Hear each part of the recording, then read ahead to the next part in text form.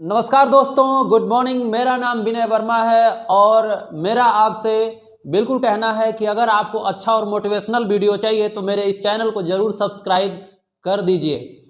और अगर आपको ये वीडियो अच्छा लगे तो और लोगों को भी हमारा इस वीडियो को ज़रूर शेयर कीजिए।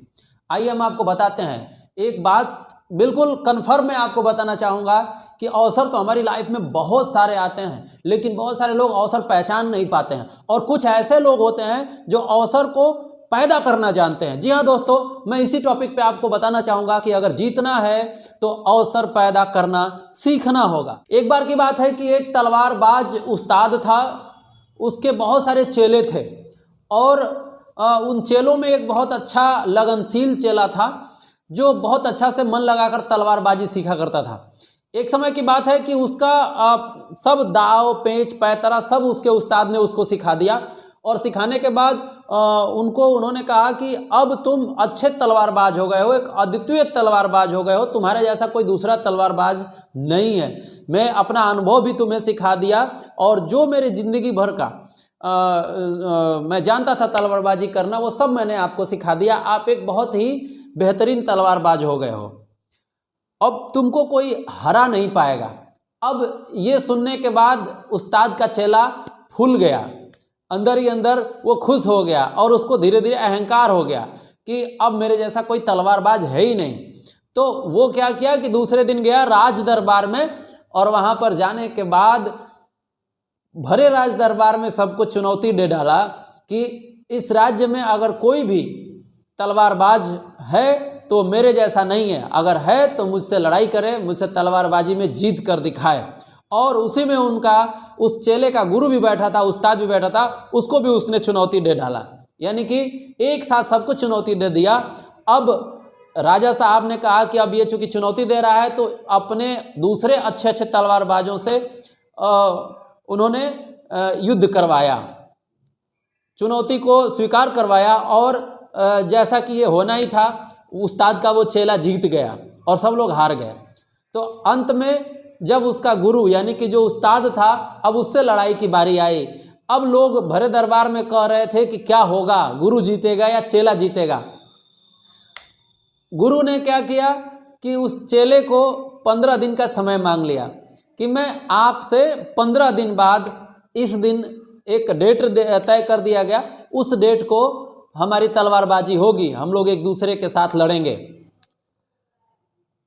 दिन तय हो गया और सब लोग इस इंतजार में हो गए कि गुरु जीतेगा या चेला जीतेगा, चेला जीतेगा या गुरु जीतेगा। कुछ लोग कह रहे थे कि गुरु गुड़ हो जाता है, गुरु ही रह जाता है और चेला चिन्नी हो जाता है। ये सब की बातें आपस में चल रही थी और दोनों लोग मन से जाके घर पर अपनी तैयारी करना शुरू कर दिए। चेला और मन से तलवारबाजी करना शुरू कर दिया, सीखना शुरू कर दिया, लेकिन उसके दिमाग में एक बात पच नहीं रही थी, वो घर कर गई थी कि आखिर गुरु ने 15 दिन का समय क्यों मांगा। वो सब कुछ जानते हैं, सब तलवारबाजी जानते हैं, सब दाव पैतरे जानते हैं, इसके बावजूद भी हमारे उस्ताद ने 15 दिन का समय क्यों मांगा।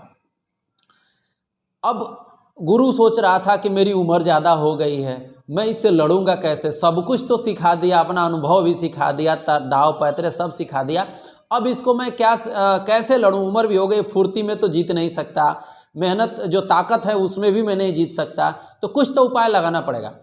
अब उधर चेला क्या कर रहा था कि अपने दोस्तों को बोल दिया कि जाओ तुम गुरु पे, मेरे उस्ताद पे नज़र रखो कि वो क्या कर रहे हैं, ज़रूर तो कोई ना कोई तो उपाय लगाएंगे।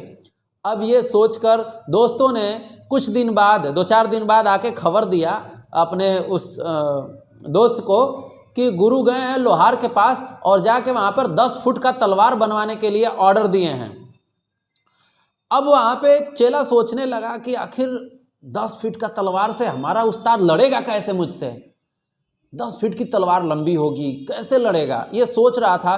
तो फिर उसने क्या किया कि जिस लोहार के पास गुरु ने ऑर्डर किया था कि हमारा 10 फीट का तलवार बना दीजिए, उस लोहार को उस चेले ने चालाकी से अपने से मिला लिया और गुरु के नौकर को भी मिला लिया और उन दोनों से भी पूछा, तो उन दोनों लोगों ने भी यही कहा कि 10 फीट की तलवार गुरु ने बनवाने के लिए बोल रखा है। तो लोहार से पूछा कि यार वो 10 फीट के तलवार से मुझसे लड़ेंगे कैसे।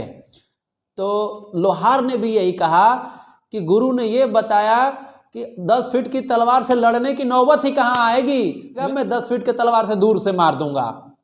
अब ये सोच के चेला अब उस गुरु के नौकर से भी पूछा, तो गुरु के नौकर ने भी यही बात कहा।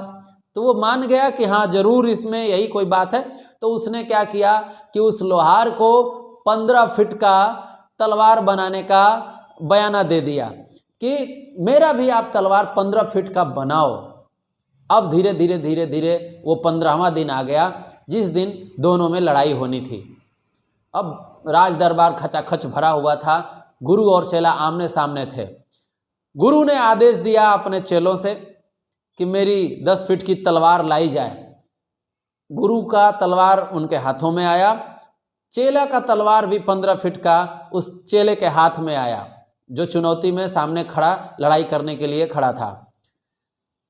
अब ज्यों ही घंटा बजा लड़ाई करने का, त्यों गुरु ने अपने 10 फीट के मयान से 3 फीट का तलवार निकाला।